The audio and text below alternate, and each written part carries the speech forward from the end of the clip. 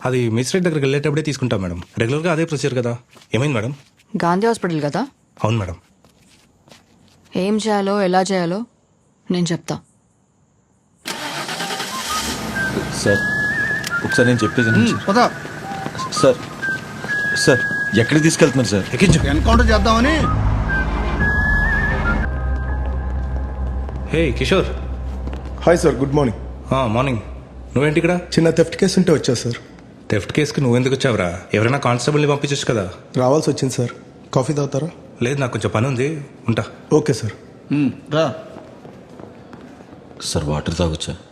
కానీ ఏ కాంతరాజ్ సార్.